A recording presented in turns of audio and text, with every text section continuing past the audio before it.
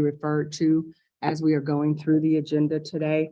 You have a press release from Florida Turnpike Enterprise that Ms. Victoria Williams is going to refer to when she does her presentation. You have a copy of information that will accompany Mr. Eric Hale's presentation at tab 4. There's a printout of that at your place. And then also a printout of the list of priority projects that Ms. Gillette will refer to with tab 5. So I just wanted to bring those things to your attention, and Madam Chair, we can move to the pledge. Thank you so much. All right, up to take us back to the agenda. So good morning. I'd like to call this October 13th meeting of the Central Florida MPO Alliance to order. I'm Christine Moore from Orange County, and I'll be chairing the meeting for you today. First, I would like to ask Councilmember Robinson to please lead us in the Pledge of Allegiance.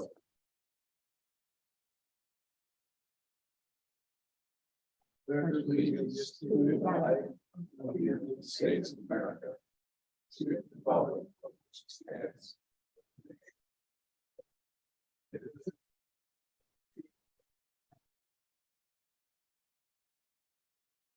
Ready. Thank you, Council Member. And let's go around the table and introduce ourselves, your name and the MPO TPO that you represent. And once we finish with these introductions, we'll have Ms. Smith confirm whether we have a quorum or not. And let's just start over here. We should start with staff. I know you're, yes, with Bessie. Go ahead. Good morning. My name is Bessie Reyna. I'm the new ISD administrator in District 1. Good morning, I'm Jack Atkins. I'm the Director of Transportation Development in District 5. Good morning. Good morning, Georgiana Gillette, Director of the Space Coast Transportation Planning Organization. Joe Robinson, Titusville, and member of the Space Coast. Good morning, I'm Yvonne Minus, a member of Space Coast TPO, Melbourne City Council. Great to have you. Good morning, Colleen Nicklin, Director for River to Sea TPO. Good morning, Mike Woods, Director, Lake Sumter MPO. Doug Shields, also Lake Sumter MPO. I'm Lake County Commissioner. Craig Estep, Lake Sumter MPO and a Sumter County Commissioner. Morning. And you know myself in Virginia. Thanks, Good Olga. morning. My name is Olga Lucia Castaño. I'm the Vice Mayor for the City of Kissimmee, MPO for Orlando. Jay Zembauer, Seminole County Commissioner, Metro Plan Orlando. Good morning, Gary Hutman, Executive Director of Metro Plan Orlando. Good morning, Rob Almas, Ocala County TPO. Good morning, County TPO, City Councilman for the City of Ocala. County and Chairman of the Ocala County TPO. Mayor Haines City, Polk TPO. Brian Yates, given Polk County TPO. Nancy Davis, Mayor of Lake Alfred, Polk County. Yeah. All right. Thank you, Nancy. We also have oh, I'm so sorry. Now tell me how to say your name. Parag Agarwal, Executive Director, Polk TPO. Maybe I was talking a bit too much at the last meeting, so building up. Well, the last shall be first. We also have Victoria Williams from the Florida Turnpike Enterprise joining us online for Mr. Sayosi. And Ms. Williams, are you there? Yes, ma'am, I sure am. Stand All right, ready. Thank you. Good. All right, Ms. Smith, can you confirm that we have a quorum? Madam Chair, I can confirm we do have a quorum. Oh, very good. Well, thank you for making the long drive down to Orlando. Okay, at this time is for public comment. And the first two opportunities, this is it. Public comments on action items are heard before action is taken at the beginning of this meeting, and comments that are more general will be heard near the end of the meeting. Comments may be made in person or online by those joining us via Zoom. People wishing to comment on action items in person must complete a speaker's introduction card. Each speaker is limited to 2 minutes. Members of the public joining us virtually who wish to speak will use the raise hands feature on the Zoom screen. If you're attending by phone, you can hit *9 to raise your hand and a request will be recognized. When you're called, staff will unmute your microphone and will ask you to state your name and contact information for the record. And so, Lisa, is there anyone online who's wishing to comment?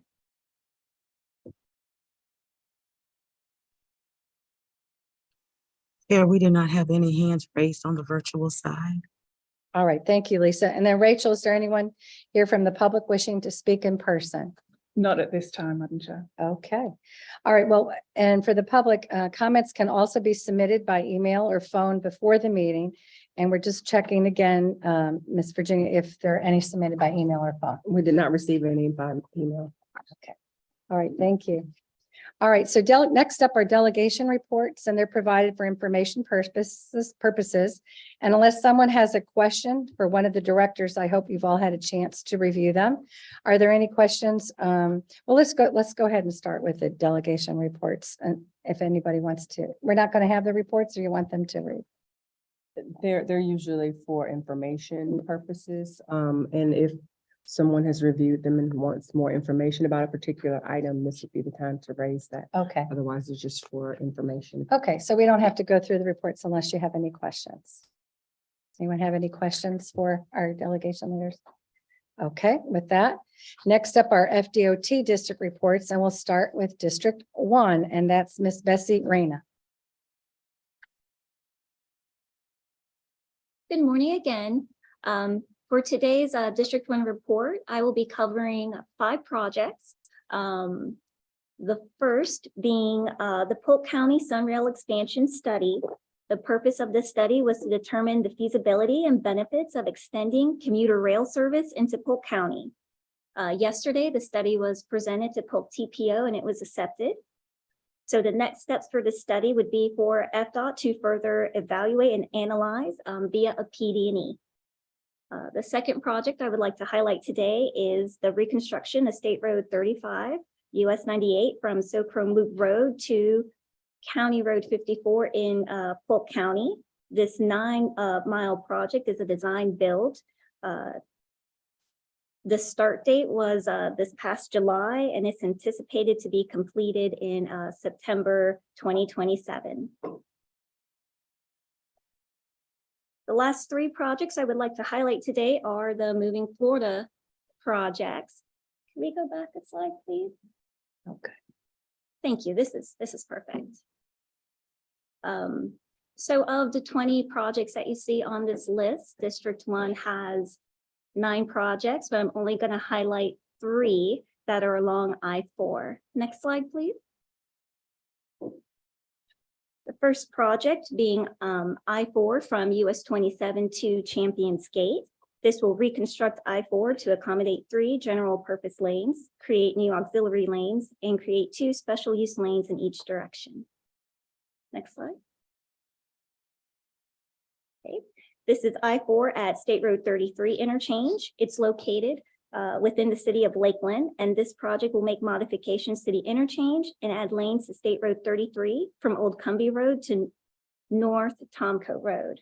Additionally, we will be improving wildlife crossings along this stretch of roadway. And the final project I would like to highlight is I-4 from Champions Gate to Osceola Parkway. This project will reconstruct I-4 to accommodate 3 general use lanes, auxiliary lanes, and 2 special use lanes from Polk County to Osceola Parkway.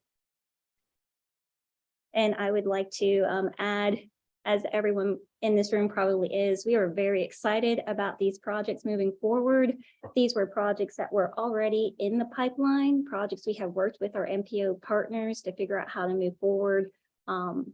And with all the population growth that we have been experiencing, these projects will help us manage congestion. Thank you. Any questions for Ms. Reyna? I have one. When we were talking about this project a couple of years ago, I thought the tube, they were calling it the tube and it was 1 lane, but I noticed now the express lanes were 2. Is that because there was extra money funded? I might be answering my own question, but it's definitely different than what we saw earlier. You know, I will look into that and get back with you after the meeting.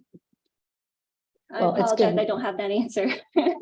Looks like Jack's over there smiling. Maybe he knows. Yeah, well, we're trying to make sure we get enough funding to do that. That's the plan. And so we're looking to move forward with that. We're trying to look at some other options to be able to fund those both lanes because they've worked so well. in the north or the east, that we want to try to get that congestion alleviated. That's great. And will it be concrete or asphalt? I know through the internal part of Orlando, it's concrete. That I do not know. I haven't looked at that construction. We haven't gotten that far, I don't think yet. Okay. Any other questions? All right, thank you. And then I guess, Jack, it's your turn. Thank you, Madam Chairman. Our presentations are going to look very similar with our slide deck. So again, appreciate the opportunity to come here and present to you all. We're going to talk about moving Florida forward. Seems like we've been talking about that quite a lot lately. And it is an exciting project, as Bessie said, and we're looking forward to it. Anybody that travels that, I'm sure all you folks that came from Polk County today, you know the mess that it's in, and we want to try to get ahead of that. It's been a long time in coming, and the governor giving us this money is a tremendous asset that we can move these projects forward. So next slide, please. Very similar again to Bessie's slide, but this one is something we call a heat map.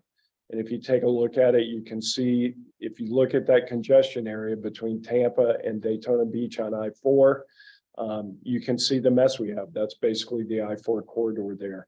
And it shows all the congestion. You know, obviously we got South Florida, Southwest Florida, but that swath across Central and North Central Florida is a real problem area. And the projects that we are looking at that Bessie's already discussed, and I'm going to talk about, hopefully will help us in those areas. Next slide, please. One of the things that we've done on this project is we've established what we're calling the Corridors Program Office. These folks are going to be responsible for overseeing the I-4 moving Florida forward in both Polk and Osceola counties. The gentleman that's heading it up is Keith Slater. Keith was Director of Operations in District 1, and he's taken on this new role. Keith's going to be the director, and then he's going to have 3 direct reports: Tracy Hood from District 7, Katie Sherrard from District 1. Katie was heavily involved in the Sanibel Causeway and Pine Island Causeway reconstructs. And then from District 5, Catalina Chacon. A lot of you may be familiar with her. She's presented on moving Florida forward. She's headed up what we were calling, previous to this, the Beyond the Ultimate for I-4. So Catalina is going to be over the pre-construction portions of that. We'll be adding additional staff, and kind of those folks are going to be running it and independent of any other districts or coordinating out of central office. Next slide, please. So Bessie has already reported on I-4, so I will let her keep that glory, and I will move on to the next slide, please. And this is our Osceola County project. And Commissioner, this is very similar to what we had, before, and again, extending those express lanes. It's 1.451 million for this one part, and we're looking for construction to begin late in 2024. It's going to reconstruct general use lanes, add the express lanes, and also add some auxiliary lanes. And basically the limits on this will be between Champions Gate and Osceola Parkway. And as you all are familiar, also up into Orange County, not part of moving Florida forward, but we're working on the interchanges there at Darrell Carter. 535 will be under construction soon, and then Sand Lake will too. And again, those will all funnel in, extending the express lanes and help with the crowding that we have around the attractions area. Next slide, please. This is a turnpike project, points in a parkway.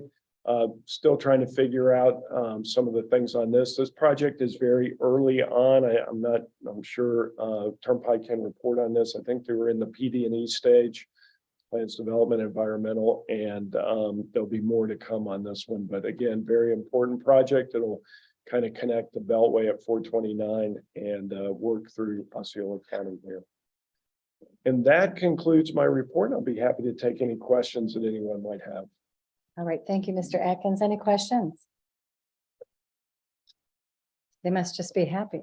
You brought us good news today. Madam Chair, I'll ask a question. Oh, thank you, Gary. Since they went to the work of making those presentations. Jack, it's 4 billion now. What, we first heard was 4 to be kind of leveraged to 7. Is that being discussed? Is it still need those extra billions, I imagine, to complete this project? And what's the discussion on that? We do. Very grateful for the 4 billion that the governor and legislature approved. But yes, there is another need. I think we're in discussions now, our legislative folks up in central office, on looking at maybe some other opportunities, additional ways to leverage or things we might be able to do. That was a very good question. Can't do much without the funding. Yes, Mr. Zembauer. Thank you, Madam Chair. I wondered on the tolling on these express lanes, are we seeing additional funding sources that are going to help push some of these projects forward? Right now, I mean, we're kind of still working through the tolling. As you all know, there's discussions about the dynamic tolling where we'll get to variable. You see those in Atlanta, other areas that have the toll lanes.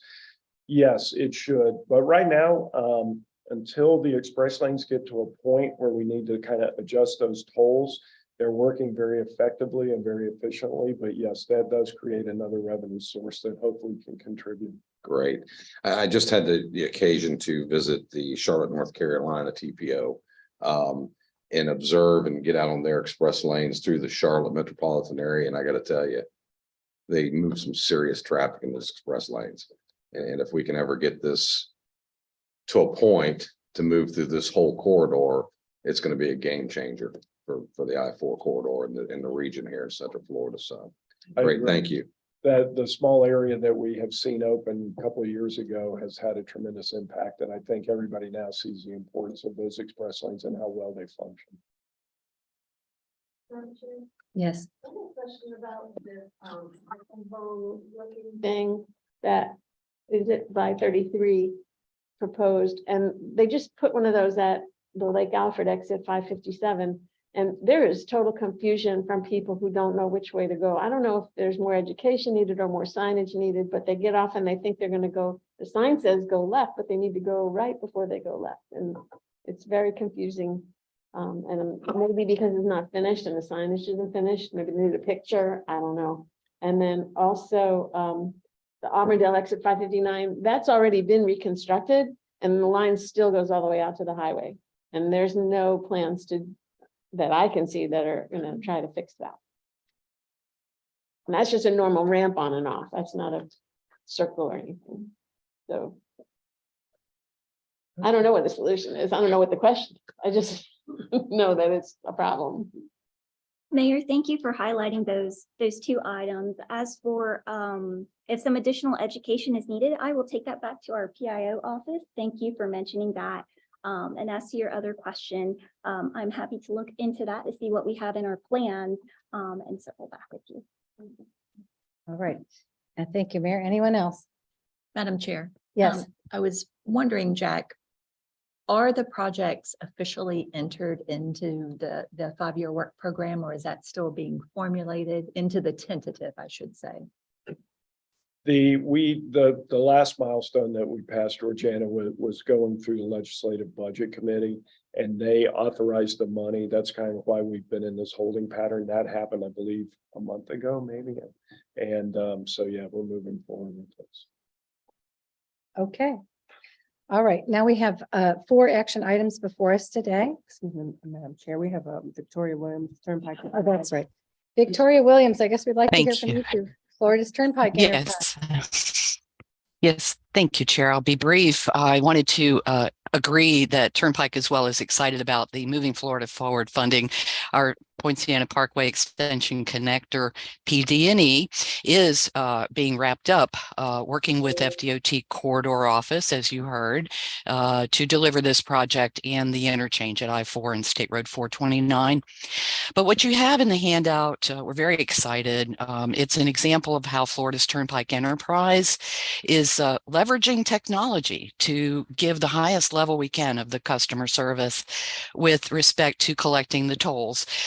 Having a SunPass gives you a 25% discount automatically on the toll amount when you are driving on Turnpike roads. We're now interoperable with that transponder in 22 states. The prepaid SunPass account can also get you into airport parking, and bridges can be paid. We have a nice video. We were given a great award that we wanted to highlight today. There's a group known as the acronym IBTTA. It's an International Bridge, Tunnel, and Turnpike Association.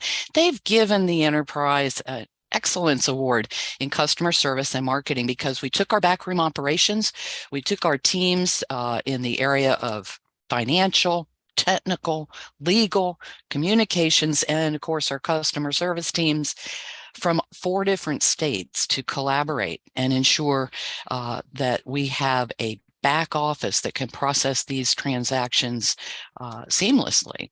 So it's a hub-to-hub connection that the Turnpike has created and owns, and we're working with these other states that you see listed to process toll payments in the best way possible. And if you have any questions or you'd like to see the video, you can certainly click on it. It's 2 minutes long, but it is rather exciting, some of the innovations. Thank you for the time. All right, thank you, Ms. Williams. Any questions for Ms. Williams? All right, thank you. Then we'll proceed to the 4 action items before us today. The first is to approve our previous meeting minutes. So I'm looking for a motion to approve the minutes. I'm sorry. That's Mr. Bethia. Okay, and do I have a second? All right, second by Councilmember Menace. And with that, all in favor, say aye. Aye. Any opposed, say no. All right, the motion passes unanimously.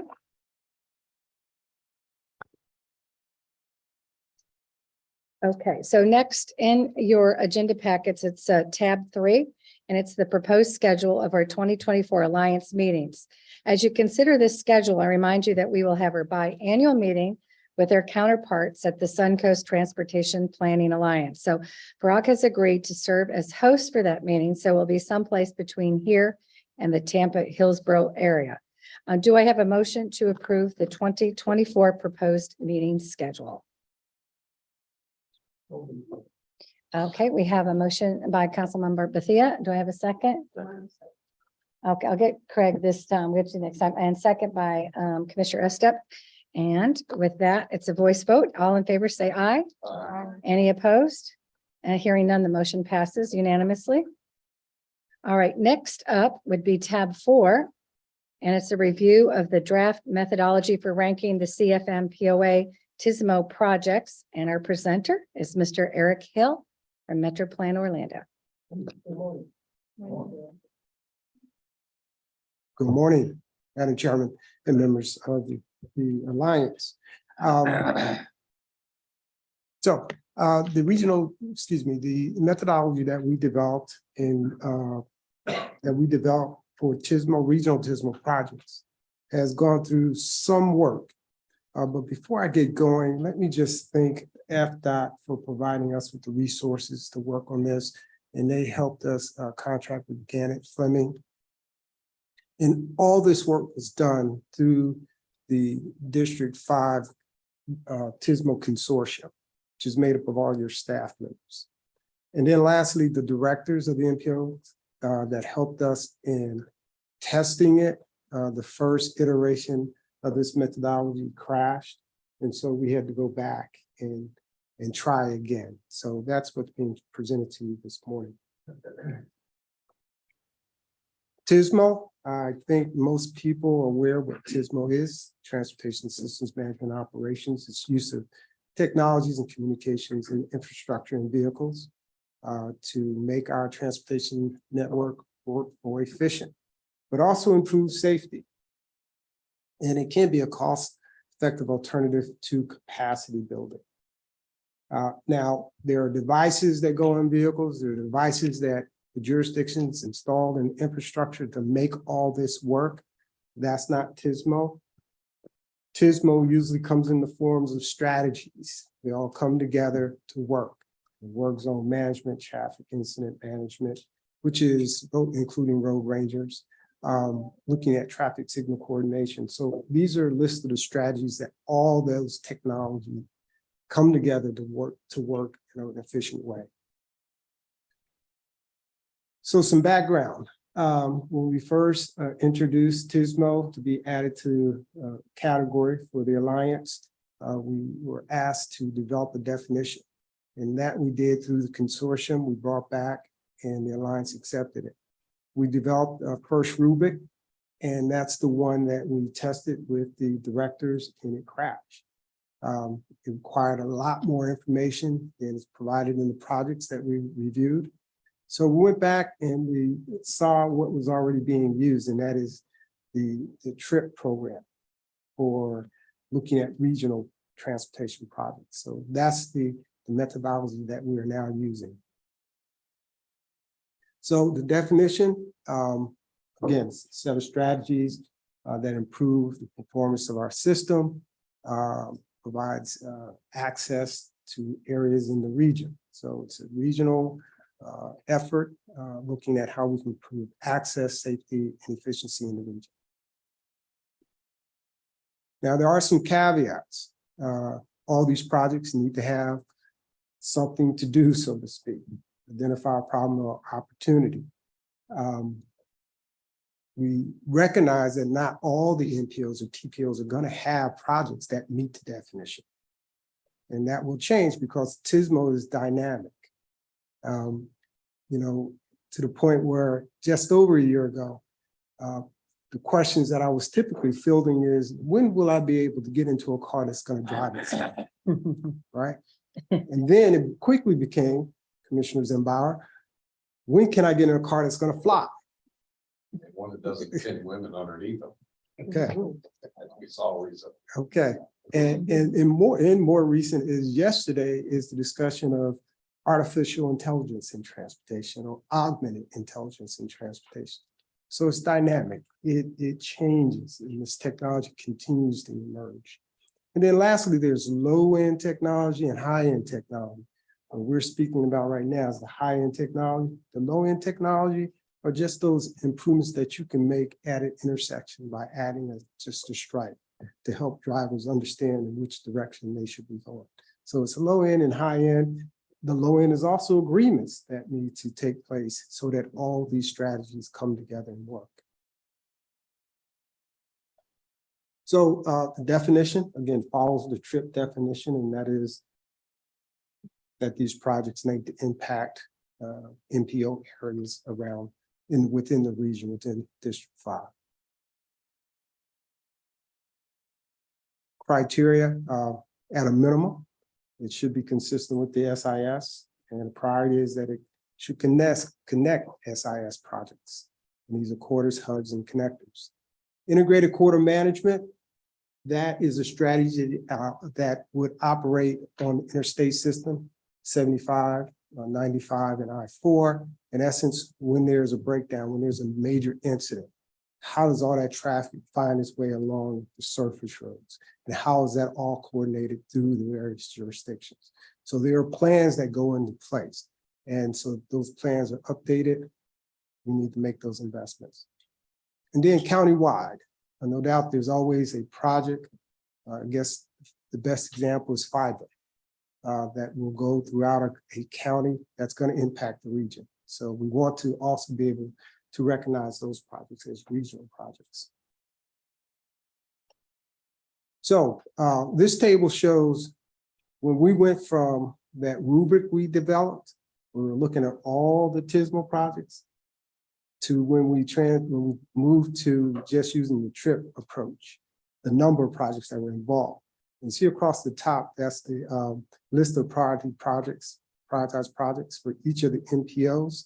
You see Lake Sumter had 18, then 13, 0, River Receipt 43, and then what typically happens is Metro Plan Orlando, because it's 3 county, has several projects. So when we moved to just using the TRIP approach, we reduced the number of projects that we had to deal with, which made it a little bit more efficient in operation, easier for us to apply as well. And then we just show those SIS routes that are being impacted. So here's the list of projects for each of the MPOs, TPOs, and they've been ranked by each of the agencies. The first one is Lake Sumter, 1 through 7. Then the next category is Calamarian, and they have 3 projects. Going to River to Sea, they also have 3 projects. Space Coast, 2 projects. Metro Plan Orlando only has 1. So Metro Plan Orlando went to sucking all the air out the room to being in the room at least, right? So these are the list of projects that we are proposing to you for approval to be added to your regional list. And just so we did not leave any tape on the cutting room floor, the rubric that we started with, we want to propose that it stay within this methodology as a way for the agencies to refine their projects so that they're consistent with the methodology, because there may be projects that they want to add to the list, but there's some areas that they need to focus on. And here's an approach for the staff to go about updating and improving those projects.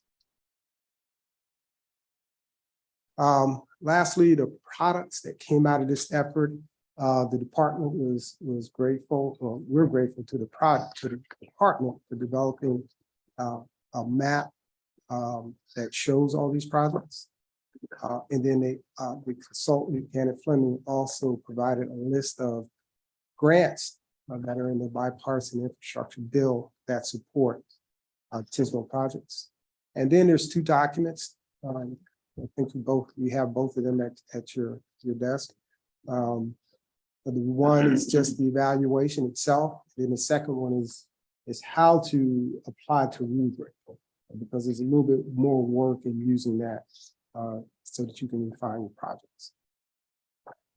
So with that, Madam Chairman, I am open to questions, comments, but we are seeking your approval on this methodology. Thank you, Mr. Hill. This has definitely been an evolution for you. Any questions for Mr. Hill? I know I'll review that document thoroughly. Thank you for all your work on this. I know it's been a heavy lift. And sure, still no questions. Okay. All right, then do I have a motion to approve the methodology for ranking the Alliance's TISMO projects? Motion approved, Zembauer. All right, Mr. Zembauer made the motion. Do I have a second? Second. Is that Mr. Bethia again? Mr. Tyler. Okay, Mr. Tyler. Okay, all in favor, say aye. Aye. Any opposed? Motion carries. Okay. Then we have the approval of the CFMPOA FY 2023-24 list of priority projects. That's tab number 5, and our presenter will be Ms. Georgiana Gillette from Space Coast. Right. Thank you, Madam Chair, Alliance members. It is a pleasure to be with you today to discuss our regional priority list. So just as a reminder, here in Central Florida, the MPOs work through the Alliance to collectively develop regional transportation priorities that also assist the Florida Department of Transportation in programming projects that are considered regional in nature.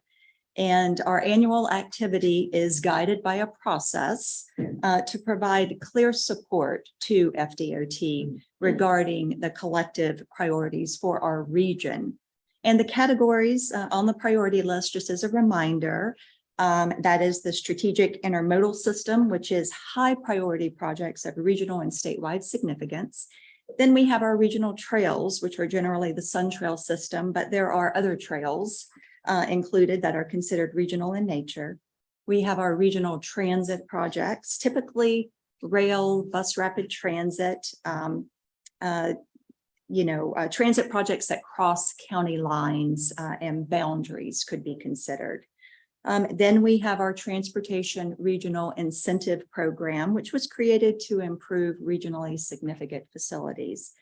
State funds are available at 50% to encourage local governments and the private sector to fund projects that promote regional travel and commerce. And then the last category that Eric just discussed, our transportation systems management and operations, which is the new category. So 9 counties and 6 MPOs is involved in this effort, and each MPO has worked diligently to develop and update their individual priority lists.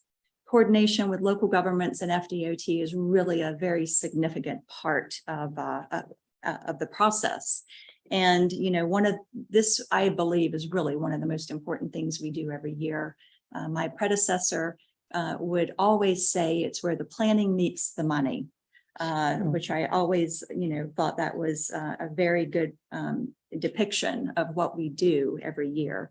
But once all the MPOs have taken action and sent their individual priority lists to FDOT, we work together and we merge the lists into 6 lists into, you know, the one regional priority list. And the regional priority list can be found at your place that Virginia mentioned. And with all the proposed changes will be in red. So I'm going to provide a very high-level overview of the changes and the significant changes, I will say. So for the trip list, MetroPlan Orlando did have one deletion. So the Winter Park Drive bike ped improvements will be coming off the list. The Space Coast TPO added one project, the St. John's Heritage Parkway. Design is funded currently in 2024. The Polk TPO added a project, and that is the North Ridge Trail. Construction is partially funded between 2023 and 2025. Also, I want to add that Lake Sumter TPO did not have any projects on the trip list, and they are planning to add a few. Mike, do you want to talk about those for a minute? Sure. So we submitted 3 projects, but didn't make the list this year. So okay, it's Round Lake Road, Wellness Way, and Innovation Way Boulevard. So all right. So we will make sure that those get added to the list before we send it to FDOT. Then let's move to our strategic intermodal system projects. And this is the fully funded list. We did have a few submittals. The Polk TPO added State Road 33 at I-4 interchange. Of course, that's the Moving Florida Forward project.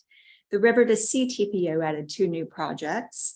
Project 4A on the SIS list is US 17 from De Leon Springs Boulevard to Lake Winona Road. Construction is funded in 2023. And also project 17 on the list, I-95 at Pioneer Trail. Construction is fully funded in 2024. I just wanted to mention the Moving Florida Forward projects that were, you know, was just discussed.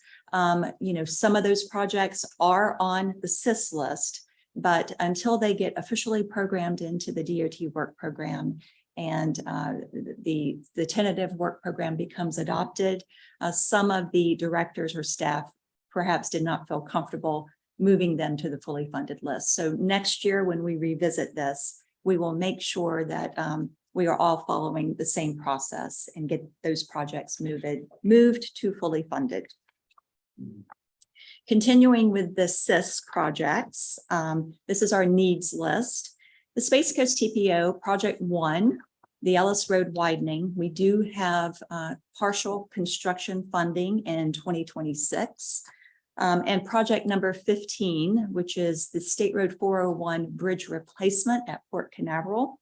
Design is partially funded, but we also would like a design build that would be preferable. MetroPlan Orlando, project number 21, the I-4 corridor truck parking, Seminole County location. Construction is funded in fiscal year 2026. And then we have 2 new projects, I-4 corridor truck parking at Orange County location and the Osceola County location. Design is needed for those 2 projects.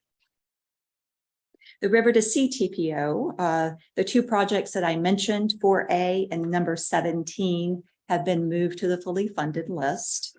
The Lake Sumter MPO project number 8, State Road 50 from County Road 565 to Villa City. Construction is actually in the second 5 years programmed tentatively for 2030. So that is not officially funded in the work program. So I wanted to make that clarification. And then Ocala Marion TPO, project number 11 on the CIS list, the I-75 interchange with Southwest 40th from 40th Ave to Southwest 27th has been deleted off the list. Project 12A, State Road 40 from County Road 314 to 314A. The next phase that is needed is construction. Also, Ocala Marion added some I-75 interchange projects, 4 of them, and PD&E is needed on all 4 of those projects.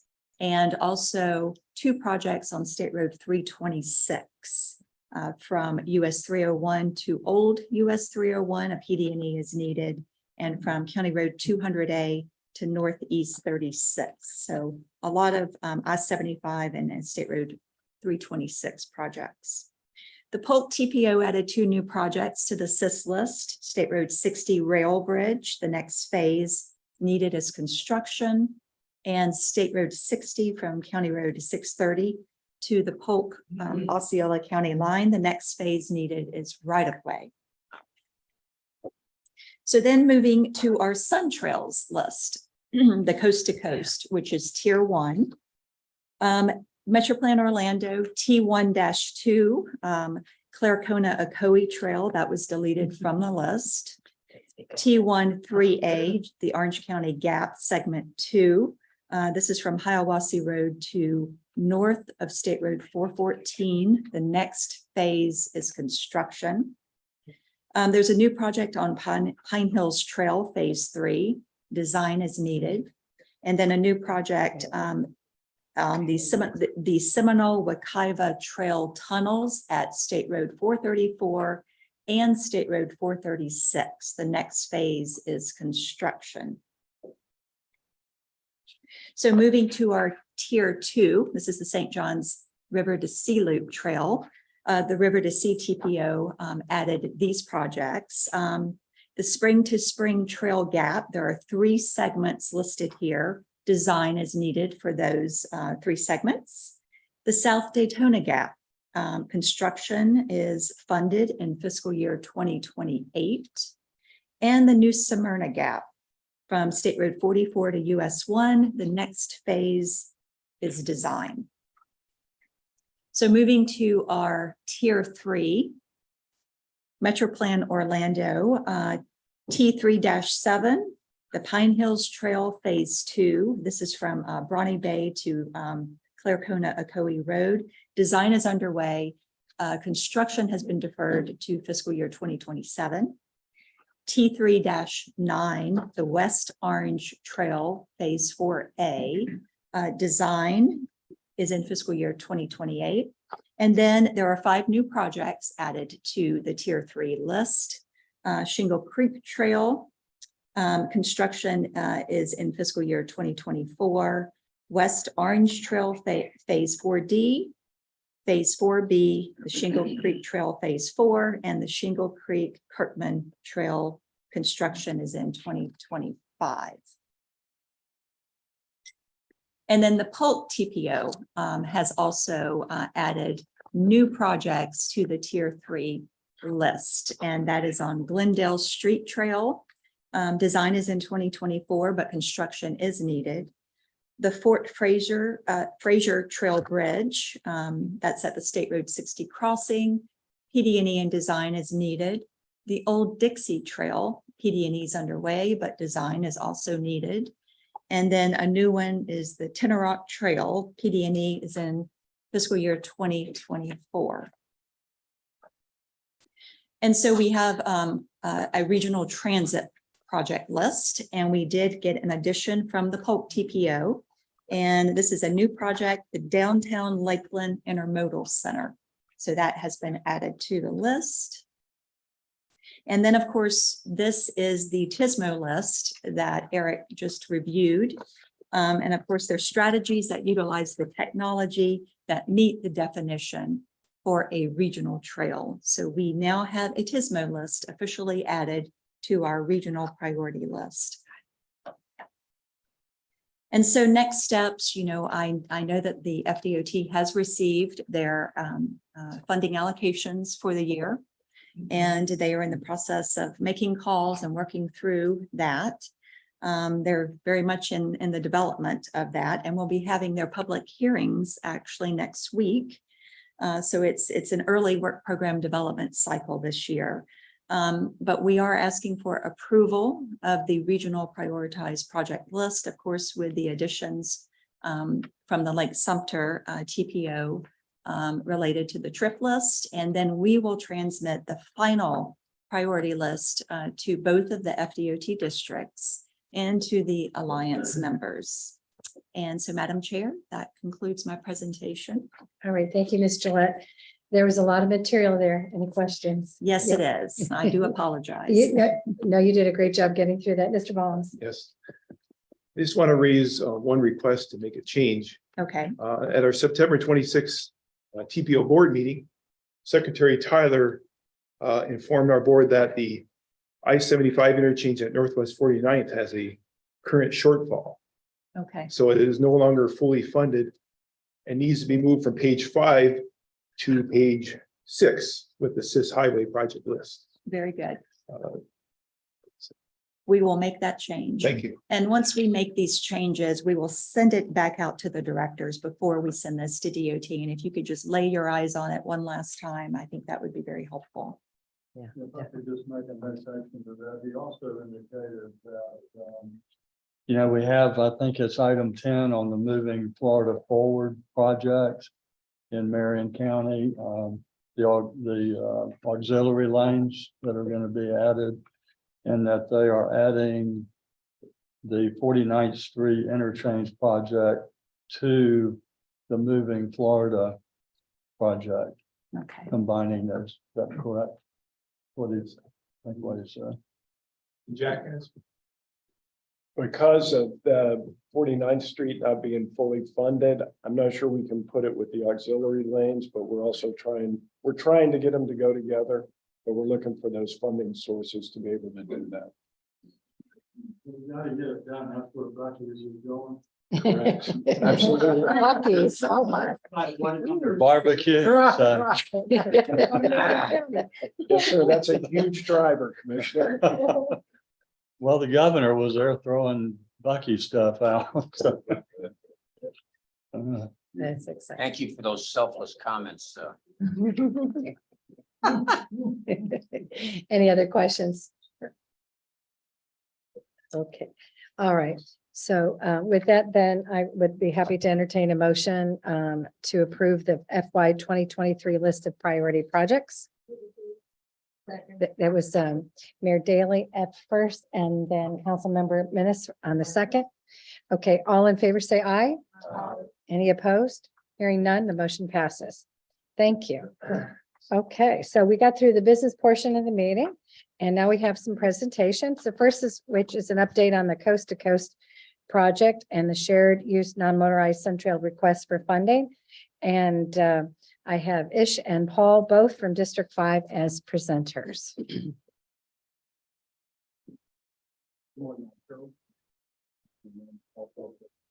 Is your mic on, please? Thank A little bit better. There you go. I'll start again. Good morning, Madam Chairwoman and Alliance team. My name is Paul Schultz, your District 5 multimodal coordinator. And hopefully we're here to deliver some more positive District 5 news, this time on the Sun Trail front. We've had a lot of progress on our projects, as well as some exciting program updates. But I cannot take credit for that. You and your team have probably worked quite a bit with Aish Sandinini on moving a lot of these projects forward. So without any delay, I'll go ahead and pass it off to Aish. Thank you for giving us the time. Thank you, Paul. And good morning, Madam Chair and all the Alliance members. This is a privilege to present today about the Sun Trail and what we've done in the last a year, I would say, and then our next 5-year work program. Can we go to the next slide? Okay, perfect. Our agenda today, I will provide you with an overview of the Sun Trail and what our 2023 updates to the Senate bill are, District 5 projects, and we are in an open solicitation cycle for new applications. So I'm going to provide you what the selection criteria would be and the other details. Established in 2015, the SunTrail program receives an annual allocation from the redistribution of new vehicle tag revenues pursuant to motor vehicle licenses. The funding is for the development of statewide system of interconnected high-priority paved, non-motorized multi-use trails, two-directional shared use path within the SunTrail network for bicyclists and pedestrians physically separated from the vehicular traffic. Currently, the SunTrail network aligns with the Florida Greenways and Trails Office of Greenways and Trails Network, which is overseen by the Department of Environmental Protection, DEP office. As of July 1, 2023, there is exciting news because DEP has added more trails through their prioritization process to include connections to and through the Florida Wildlife Corridor and many other regional priority corridors within the counties. The updates to the Senate Bill 106 are basically priority is given to the trail town communities, which was a priority previously, but the new update authorizes to carry out more programs to connect to and through the Florida Wildlife Corridor, stipulating the trails developed within the wildlife corridor maximize the use of the previously disturbed lands, such as abandoned roads, railroads, utility right-of-ways, canal corridors, drainage berms, or a permanent fire line. There was a funding increase. The funding increase is definitely to prioritize the development of the regionally significant trails, directs FDOT to minimize gaps between the trail segments, and authorizes DOT and local governments to enter into like sponsorship agreements for trails and to use the associate revenue for maintenance, signage, and related amenities. It also focuses on periodic reporting. So central office is currently going through a continuous trail counter programs. I'm going to go through that in the next slide. And also Senate Bill 106 focuses on uniform signage to have, uniform signage all across statewide to define the SunTrail network program. This slide specifically, this is FDOT's TDA office, Transportation Data and Analytical Office, leading the current effort. I guess 2 years ago, there was a motorized count program, which was ongoing. And back in 2018 or 19, I want to say they started the non-motorized counting program. And the website links are posted here. You can always reach out to me for information, but this is the FDOT TDA office currently running the non-motorized trail counters installation. Currently within the District 5, we have 2 existing counters, and we are planning to install about 12 additional counters. And if you see on the screen, I know it is small, but the small diamond blue dots are all the upcoming trail locations, trail counter locations. And this is the next interesting question I always get asked by all the MPO partners, TPO partners, local counties, everyone. What is the next priority? Everyone here is familiar that the coast to coast is the #1 priority. St. John's River to Sea is the #2 regional priority, but what's the next? So right here on the screen, more exciting news for District 5 is because Capital City to Sea Trails and Southwest is not within our region, for District 5, the next priority is going to be Heart of Florida Loop once the coast to coast and St. John's is completed. I do have details about each of the additional projects ongoing within the coast to coast in the next slide. On December 2015, the Florida Greenway and Trails ranked coast to coast as the #1. This particular snapshot is a much larger network, 260 miles going through District 7, District 5. Major projects are through District 5, which are still ongoing. As of July 1 of 2023, coast to coast is about 80% complete. And during the last work program cycle, we were able to advance the Orange County Gap Trail segment, the 436-433-1 project into fiscal year 25, And we are also currently doing a PD&E study for one of the gap along the state 50. and the State Road 50 segments currently are in right of way. So shared use path is not just being funded through the Sun Trail program, but we are also partnering with roadway projects to leverage some of the funding to complete the coast to coast as soon as possible. So right here up on the screen, you see details about State Road 50, currently in right of way. The South Sumter Trail is currently going through construction, anticipating finish by 2024. And then you have the other State Road 50 gap in Sumter County, which is gonna be in construction soon. The Orange County was able to advance to 25. And I believe the Space Coast Trail within Brevard County is also in fiscal year 25. The next slide here gives the information I just gave, but more in a detailed manner. But I wanted to talk while I show the map so you can relate how big coast to coast is and how many projects are ongoing. Next regional priority is the St. John's River to Sea Loop. St. John's is the #2 ranked priority for the Office of Greenway and the Sun Trail program. Typically, DOT uses a two-tier structure to fund the Sun Trail network. The first priority is definitely given to the regional networks, coast to coast St. John's, but we do prioritize individual trails. All the projects need to come through us during an open cycle to be eligible for funding. So St. John's right here, this information is as of July 1, 2023. Some of these segments here have been advanced to construction during our last work program cycle.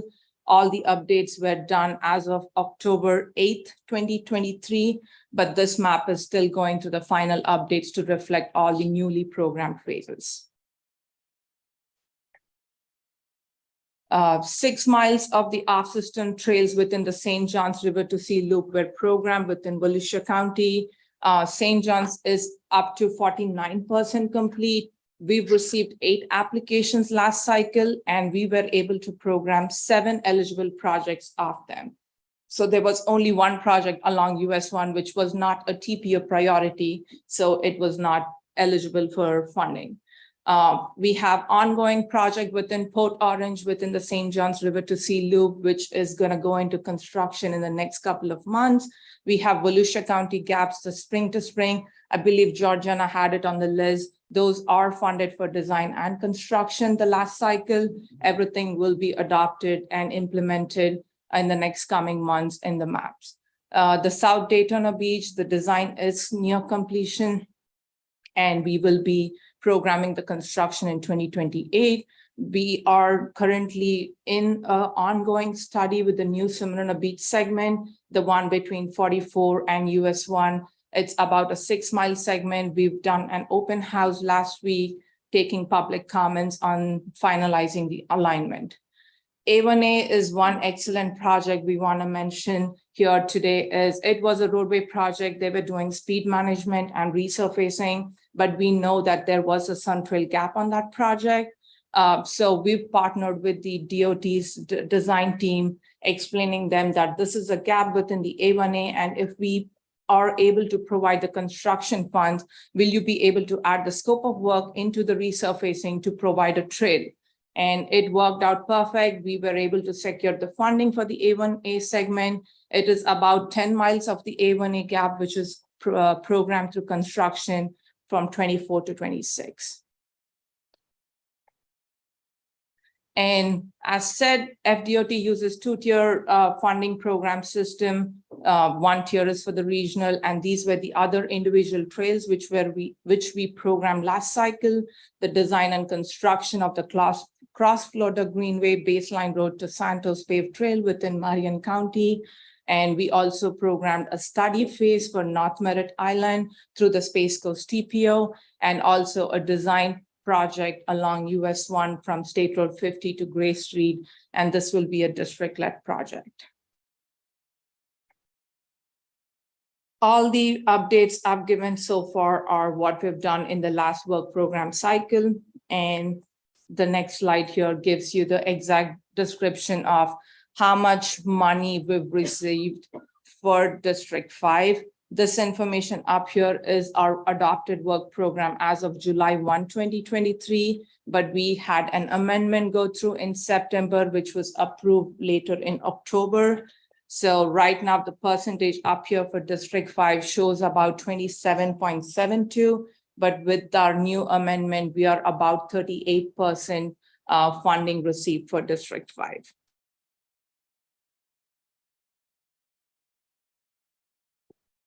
So this is the actual work program terminology or the numbers we have currently in our work program. 14 million was received in current year, 64 million for the next 4 years of the cycle. All this information is available on floridasuntrail.com. As these maps get updated, they will be immediately posted, so you can always download them, and each map is clickable, so you should be able to get the active construction status of the project or the design status of these projects. Most exciting news is we are currently in an open application cycle.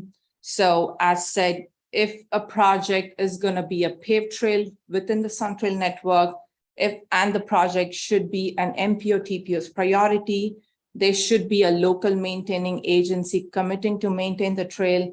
And the last criteria is the project should be part of their comprehensive plan. All those projects are eligible for SunTrail funding. Our application cycle opens September 27, and it closes on December 20th, 2 p.m. We will need a complete request for funding. It is an online application, 11 pages. It must be submitted through our online software called Grant Application Process Program, GAP, to be eligible for construction consideration. It is similar to what the MPOs and TPOs required. So every agency should be able to log in through GAP to submit the request for funding.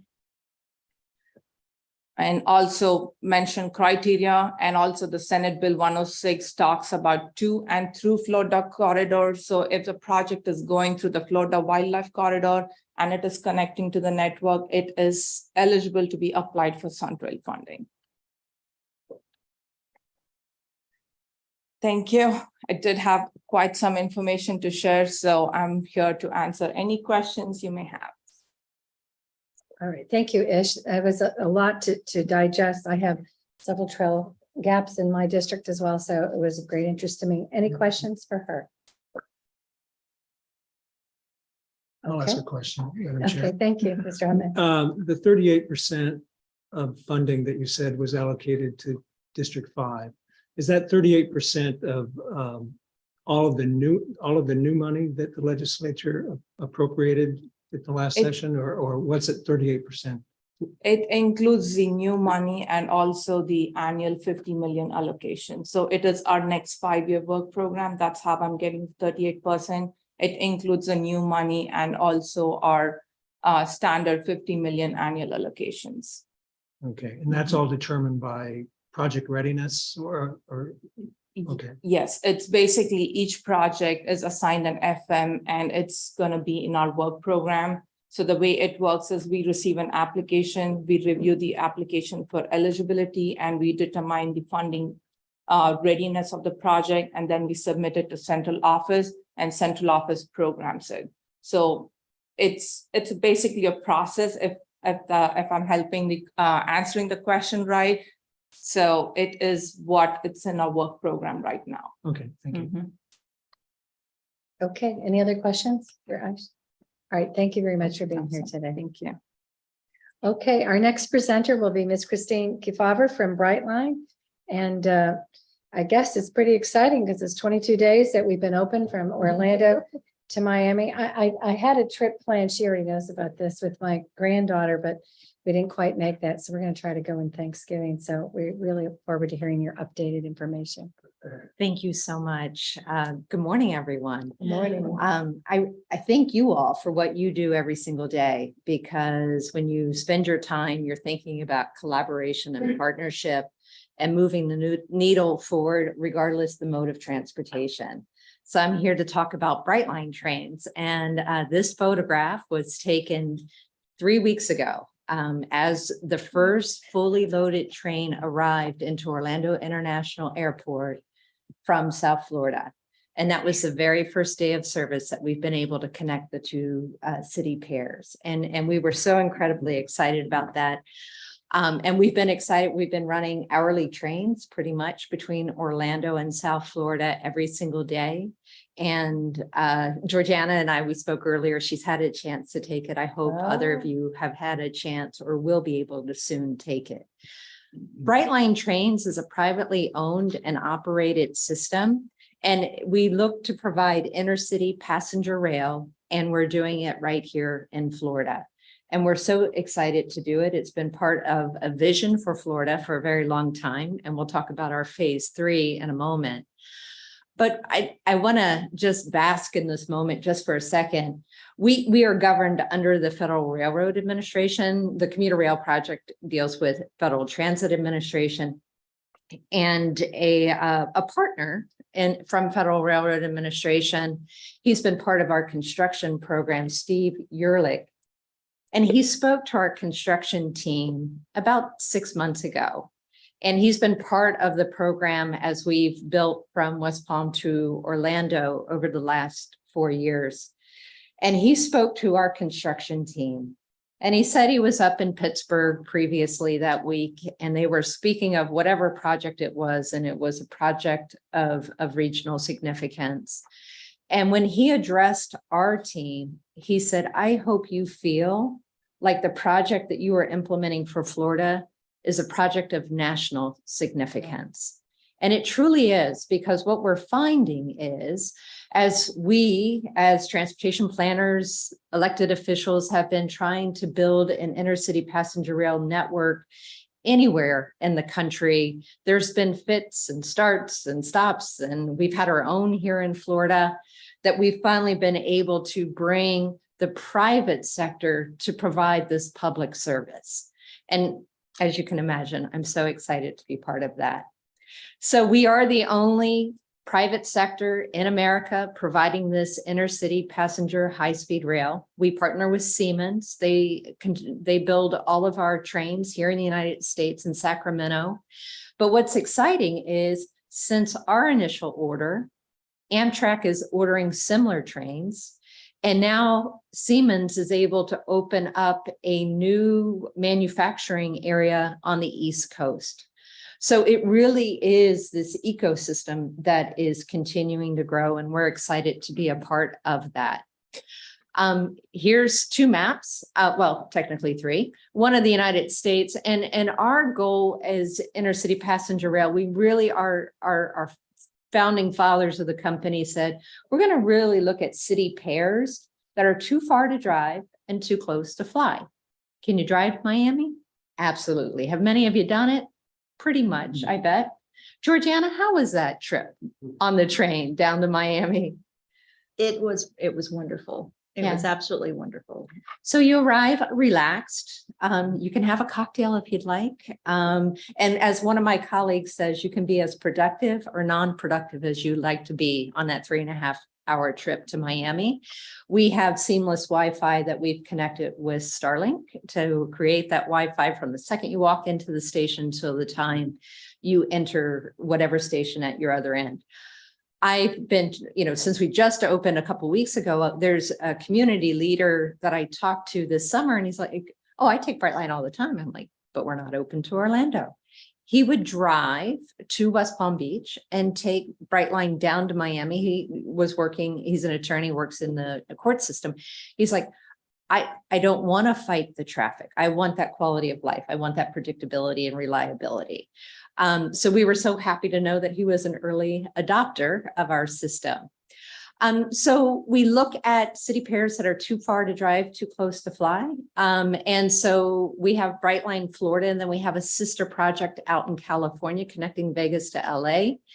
And that is an all electric system. And we're able to do that because it's a brand new project and not in existing freight corridor. Once we get to the Cocoa area, we turn right and head south, and we're within the Florida East Coast Railroad. The way that we have been able to find the construction and the ability to deliver these projects, we look at shared corridors where there's already a transportation project in existence and partner with that. So we do that along the 528. We partnered with the Expressway Authority and the Florida Department of Transportation. Thank you very much. And then we have a perpetual rail easement up and down the Florida East Coast. So those are our two projects. This is that Brightline West project, and it is our desire to be up and operating by the time LA hosts the Olympics in 2028. So that's going to be an exciting project to watch as well. But let's focus on Brightline, Florida. Building the project from Miami up to Orlando, we have spent $5 billion of private investment. We also use private activity bonds, which is an innovative financing mechanism provided by the United States Department of Transportation. We are currently operating 15 round trip train rides a day. We'll move that up to 16, likely by the end of this year. There's a portion along the 528 that we get to 125 miles an hour. I had the pleasure, I was over at the Space Coast earlier this week and got to see the train along the 528, and it was exciting to see that. And it is the fastest train in the United States, outside of there's portions of Acela. So that's right here in your own backyard. Each coach car, we carry 240 passengers on the train. That's our capacity. We already have, so we have 10 train sets. And within that, there are 4 coach cars, meaning places where passengers can sit on each train set. We already have 30 new coach cars on order with Siemens to grow our system. Each of our platforms are designed to be 1,000 feet in length, so that can ultimately accommodate 10 coach cars. So as the demand increases, and I will tell you, many of our trains are at capacity or 75% running into Orlando. So I tell you, we've opened 3 weeks ago. We are very pleased with the ridership that we're receiving and projecting into that. So once you leave Orlando, you can get to West Palm Beach, Boca, Fort Lauderdale, Aventura, or Miami. So you have a variety of destinations to choose from. We are finding on our long haul trips, the majority are going from Orlando to Miami. Many people are seeking a direct flight out of Miami International Airport to the Americas, and the reverse is true. Many people from South Florida are coming to our destinations. They're also looking to go fly out of our airport and go to many destinations. So I talked to Vicky Jalamillo at the airport earlier this week. There are 150 nonstop flights out of Orlando International Airport. About 2/3 of those are domestic and 1/3 is international. So because we're located at the airport, it really makes it seamless for people looking to connect trains to planes. But as Georgiana also found, we're working very closely with GOA because we are a tenant of theirs, and parking is sometimes a challenge at the airport, and we work closely with them. If you choose to book a trip, you can Uber to the airport or Lyft or have somebody drop you off. You can also check our app to look at where the recommended parking is for that. But perpetual improvements and working closely very much with the airport. And they've been an excellent partner. So I've mentioned our station locations. We really look at Brightline as the confluence of hospitality meets transportation. The president of Brightline, Florida, actually comes from the hotel industry. And when you walk into our stations, and if you take a deep breath, you'll notice notes of lemongrass and citrus, because like a high-end hotel, it should touch every sense. And it's a very open and welcoming environment as you enter. And we care very much about customer satisfaction. And we seek to compete with the Ritz-Carlton from a quality of service. And hopefully you experience that as well. So as I mentioned, it's really the intersection where transportation meets hospitality. We have 2 different classes of service, premium and smart. Premiums like first class, like any international airline that you may take first class, there's a lovely lounge that is part of your experience with food and beverage as part of your ticket. in the station as well as on the train. And then even if you're in SMART, we have plenty of places to lounge and in preparation for taking the train and very comfortable seating. Upper left-hand corner, that just gives you an idea. I think that one is our Miami Central station, the amount of light and really how we look to have a high-end experience. We have a cocktail bar in every station as well. And so you should enjoy it whichever way you look to enjoy your travel. So this is kind of a comparison of our premium and SMART lines of service. I really do want to focus also on, we care about that first and last mile of travel. So we recognize that many of you probably have a set of keys within your arm's reach, and we're constantly competing against what choice you're going to make to get to your ultimate destination. So we like to make it easy on either end. Like in South Florida, we co-locate with Metromover. We're working with SFRTA on that intermodal connectivity. We're part of an ecosystem, right? We have electric bikes at each of our stations. There's circuit golf carts at many of our stations that really looks at that first to last 5 miles getting to and from the station. This, I'm going to show you this video. It was done this summer when we completed our substantially completed with our construction of our project. This is a snapshot at the beginning of the video, but these are my colleagues. These are people who have built the system, and we invited elected officials from up and down the corridor to talk about what it means to them to have Brightline connect our city pairs. Today is a huge milestone. We're finally at a point where we can say we're finished with construction. This isn't just a big moment for Brightline. This is a big moment for the state. For decades, we've been talking about intercity passenger rail to connect the state, and now it's finally happening. So we've invited mayors from South Florida and from Central Florida to come together to talk about what this means for them. It is very beneficial for our workforce. It's going to redefine our city, our state, and our country is viewed around the world. It's reminiscent of the transcontinental event where both East and West got together in the middle of the railroad tracks, but it's our own version of that. And it's going to be something people are going to look at and really feel proud that they were a part of it. I'm extremely proud. People don't realize how hard it is to do big things, and particularly in transportation where the amount of capital invested is massive. So to have a company that can dream like this, vision like this, and execute like this is really a benefit, not just for our city and for our community and our state, but also for our country. And it's great for tourism, people that want to visit both cities, but it's also great for the residents of South Florida and Central Florida that travel between the 2 points. It is really a moment for us to take a lot of pride in the work that we've done to get this far. I'm super proud of our team, all of the efforts that they've made, the passion, the resilience that they've had to actually get to this point. This is a very difficult infrastructure project to deliver, and we got it done.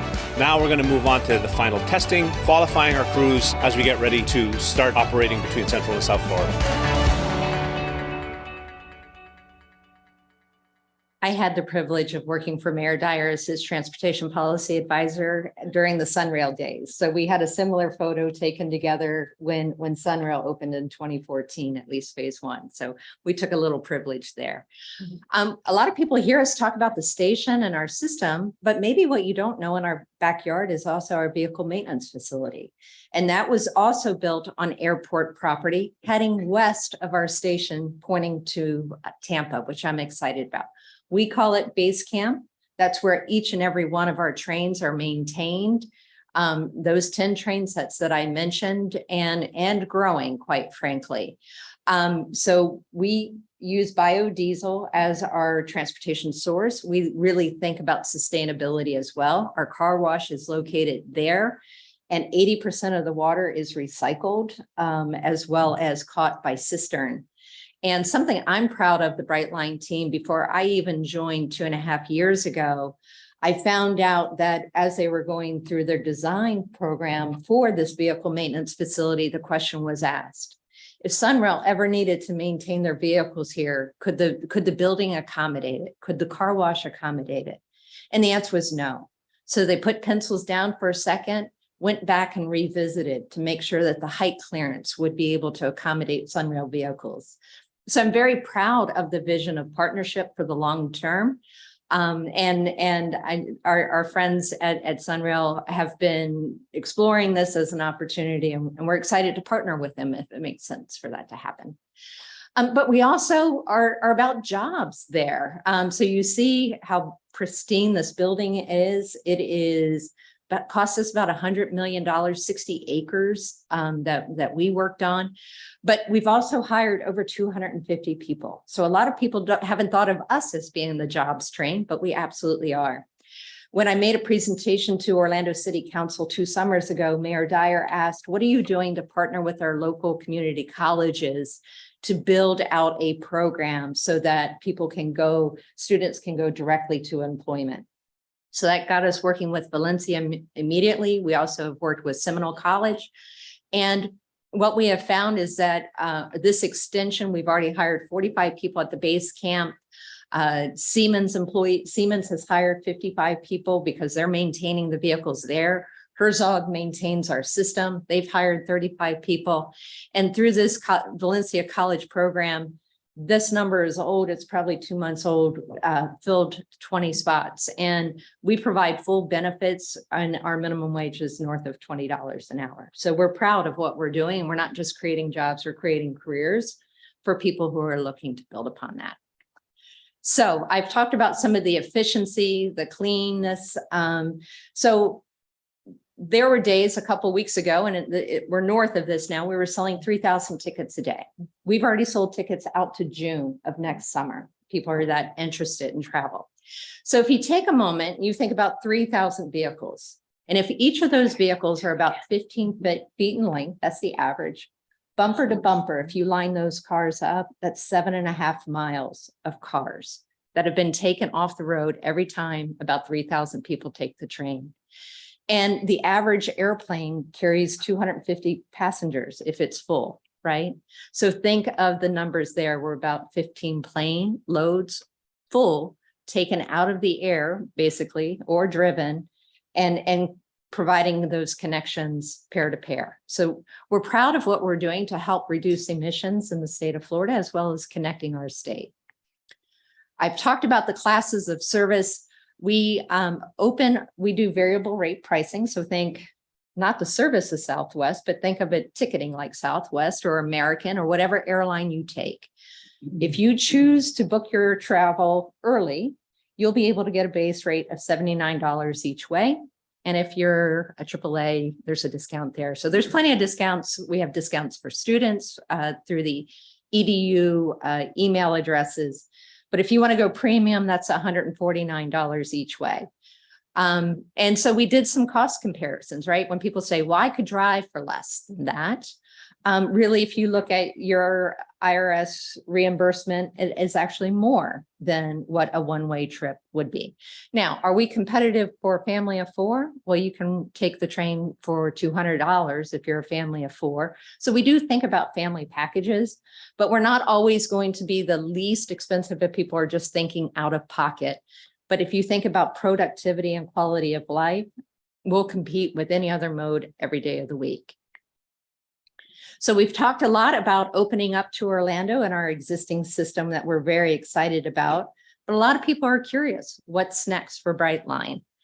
So you've heard us talk about connecting to Tampa ultimately. When I worked for Federal Highway Administration in Washington, D.C. in 1991, President Bush signed that transportation reauthorization bill over 30 years ago. And in that bill were 5 high-speed rail projects. Tampa to Orlando was one of those 5 in 1991. This has definitely been on the books in Florida for a very long time. Once again, a couple opportunities of starts and stops, but we really look forward to that 3rd phase connection to Tampa. And we could not do it without the partnership with the Florida Department of Transportation. They have been excellent partners, knowing that this has always been the vision of the state. And quite frankly, they're excited to see the amount of passengers that we're carrying because it helps alleviate already congested corridors. And I think we've heard more than once today how congested I-4 is, no matter what section you're on. I live in College Park. I'm often running over to Tampa. And maybe 20 years ago, I would save about an hour and a half to do it. now I make sure I leave my house 2.5 hours before any meeting in Tampa. So, and lack of productivity to boot. So the program that you see here, so we currently, our system ends at Orlando International Airport. 2 years ago, we were in conversations with the community. We adjusted our alignment to the north so that it could connect to the convention center as well as South Eye Drive across the interstate from Disney and a major attraction, right? And where you see that crosshatch, the blue and yellow, the vision for the community is really to provide for both commuter rail as well as intercity passenger rail. So the vision is that the future project moves forward, accommodating both, so that people who can want to take that local trip, a commuter trip, around the convention center. There are over 80,000 jobs in that activity center. And we know that Disney is the largest single site employer in the United States. So it sure does make sense to co-locate and maximize that opportunity the best we can. We've been working really hard. I know Orange County just this week endorsed and supported the creation of a community development district for Universal Studios adjacent to the convention center. It's part of that larger puzzle. So getting to Tampa, the beauty is along that we would be in the median of I-4 for the most part. And moving forward to Florida forward, Catalina and her team and Secretary Tyler, they've been working very closely in partnership with Brightline to make sure that that passenger rail envelope, 44-foot, is preserved. And quite frankly, any traveling public won't see DOT finishing the construction of I-4, then all of a sudden a reconstruction of the next phase of a project come along. We're going to partner together and see what we can do to advance both of them simultaneously to help reduce congestion and cost to the system. So those are still early in conversations, but very productive nonetheless. Our goal is to get to our Tampa stations near the Ybor City area before you get to the I-4-275 interchange. So we're very excited about next steps. It's complicated, but as my good friend at Michelle Mikesh at CFX once said, well, Christine, if it were easy, it'd be done by now. So we're all working towards that. With that, I'm going to leave you with one last video of kind of the experience we hope you all have when you take Brightline.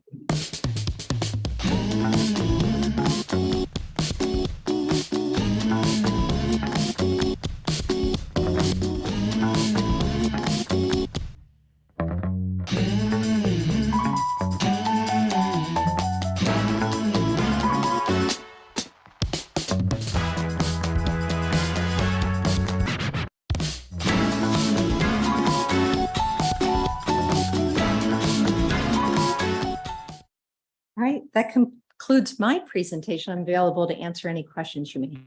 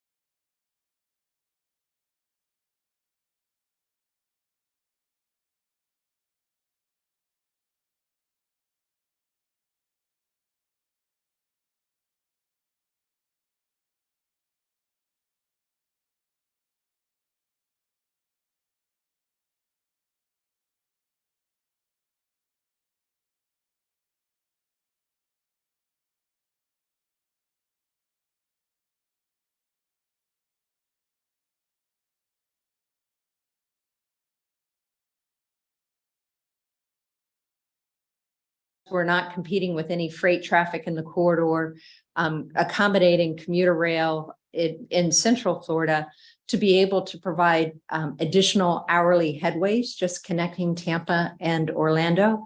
And once again, if it makes good financial sense to add something, we absolutely will. And I will tell you, overwhelmingly, Polk County has been of one voice when it comes to desiring a station and very willing to partner. And that's the recipe for success ultimately. All right, thank you. Anyone else have one? Okay. Where is the schedule from Orlando to Miami? What is the schedule? Yes. So, I mean, I don't know it offhand. Our first train leaves before 5 a.m. in the morning. So it arrives in the 8:30 hour. I just checked for a friend and the last train arrives after midnight. So you've got a robust time frame, almost hourly. GoBrightline.com, and you can look at our entire schedule and availability. Perfect. Is that 7 days a week? Yes, ma'am. Oh, thank you so much. Okay, Commissioner Yates?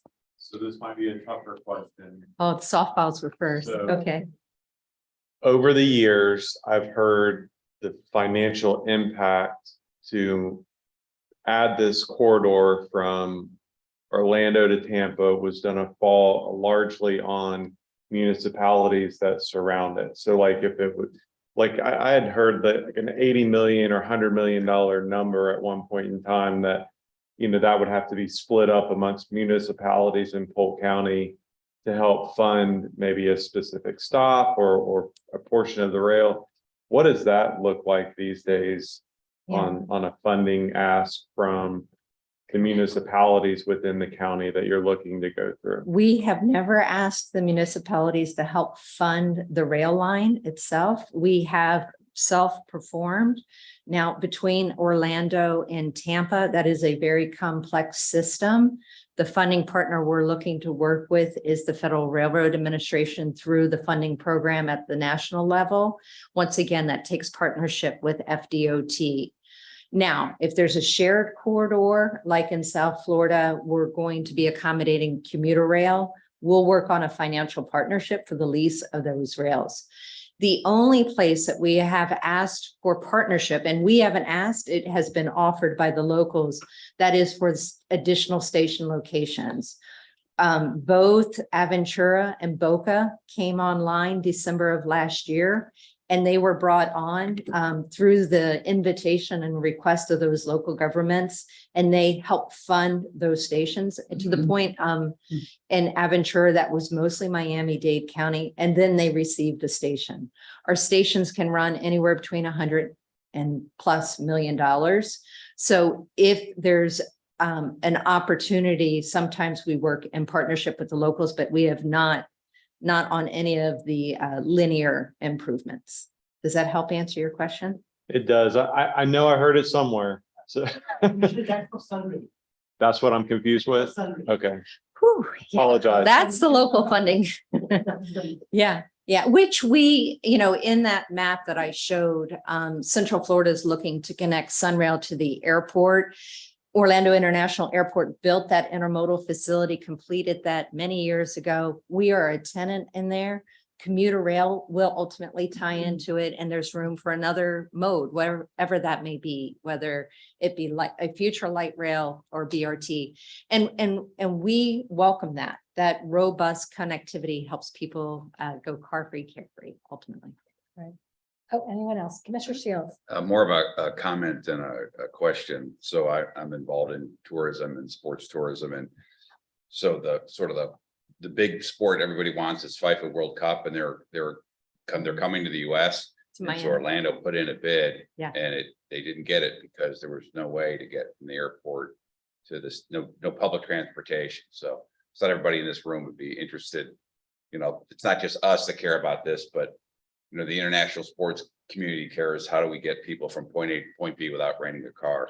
And Brightline was very much part of that bid because we thought that bringing people on high-speed rail would be helpful.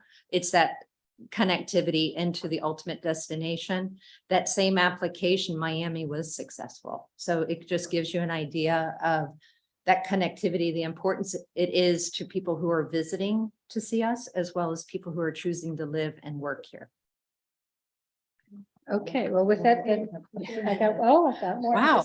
Good topics today. I'm overtime here. All right, What can I do? Councilmember Menace. Okay, I'm sure you heard about Brevard County, and we are jockeying for a stop, hopefully. I live in Melbourne, and I'm on the Melbourne City Council, and No Coco is also jockeying for it. So hope that is on the trestle board, if you will, for a stop in Melbourne, because we have the TUI airline from the UK who brings over 250,000 people from the UK to Melbourne, to the port. We're trying to keep them in Brevard County versus them getting on a bus coming to Orlando. So and Coco also has it. Well, we have the port there. We have Port Canaveral. So we definitely hope that it is in the very near future to have a stop, and that would be halfway from Miami to Orlando. So you can look into that. We definitely would appreciate it. Yes, we're working closely with your TPO. That's how I know Georgiana so well, and Laura. They currently have an intermodal station steering committee that they're kicking off soon. And they have been, your TPO has been very pragmatic, starting, what was it, 2014, 2015, with a preferred station location. And when the requesting community for a station speaks in one voice, it makes things much easier to be able to work together to find that ultimate solution.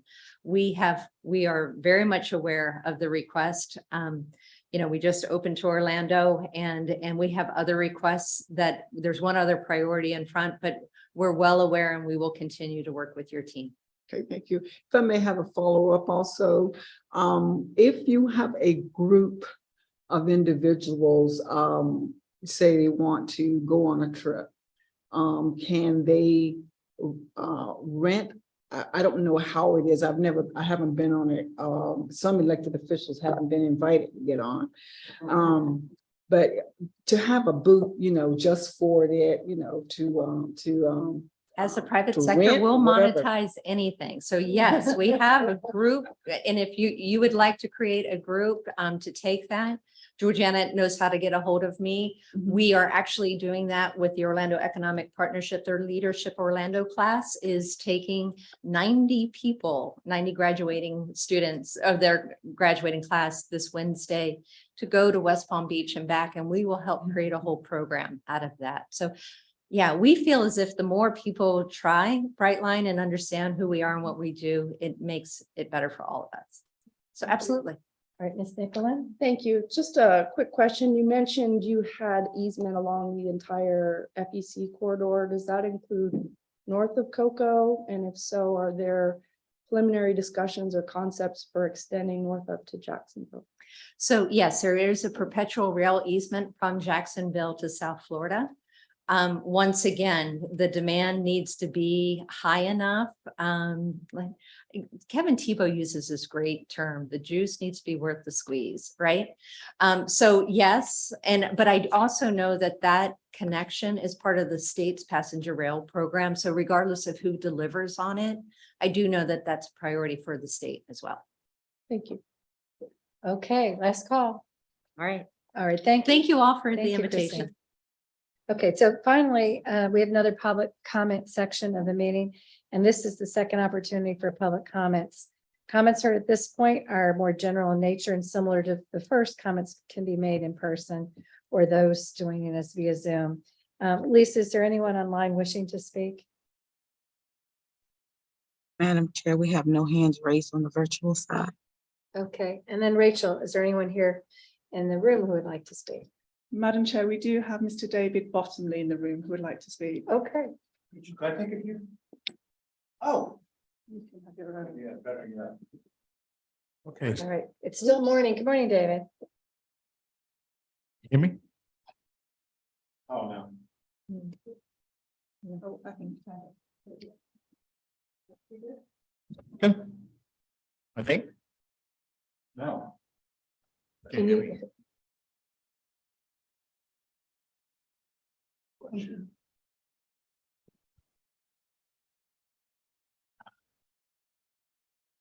Okay. My name is David Bottomley. I've lived in Orange County for 50 years.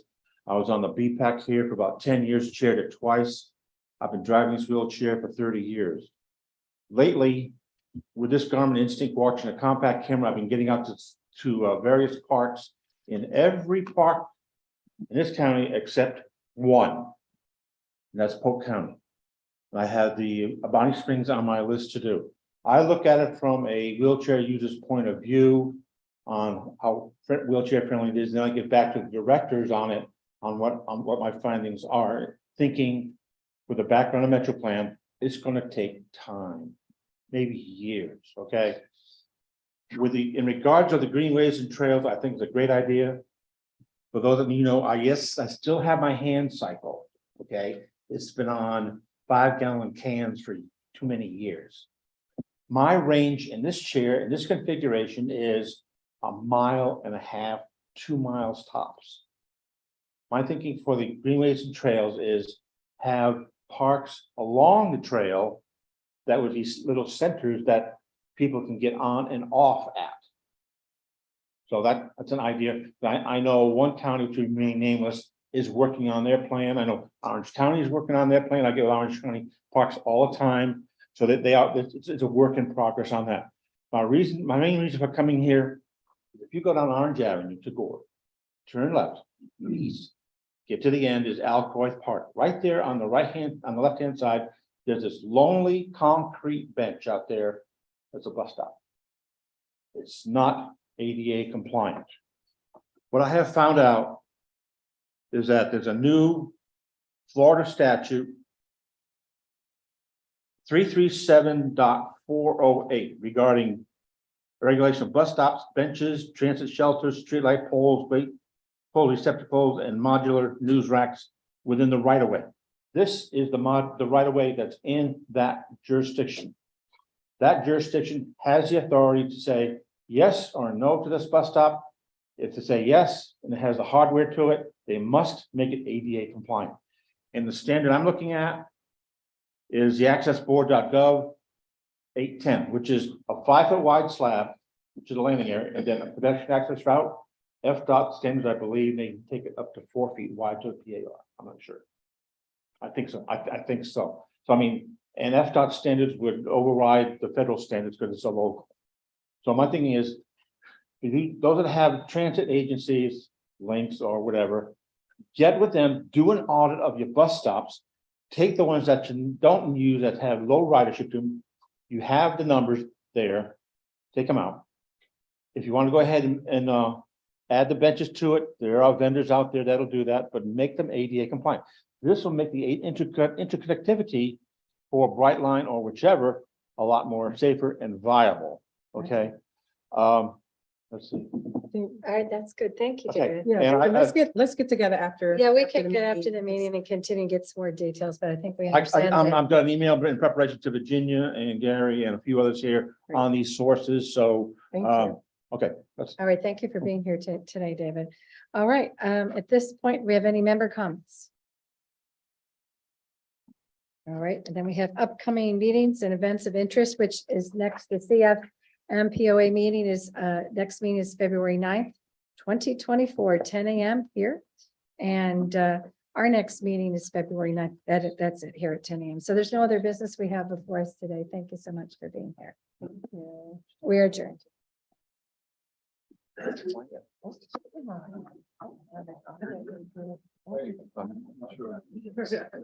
can't wait to go over this trail.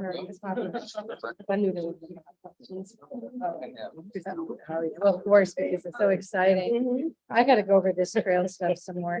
Because I keep trying to add trails and I'm trying to figure out if I need to go. Okay. I was next by Penny Sheen, it's on this, look at some of their parts. And they, I've seen they have that sidewalk and stuff like that. Rolling bench up.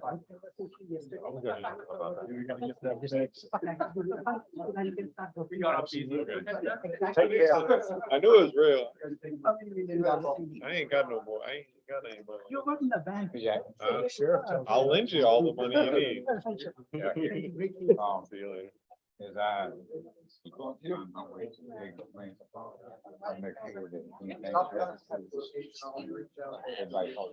No, thank you.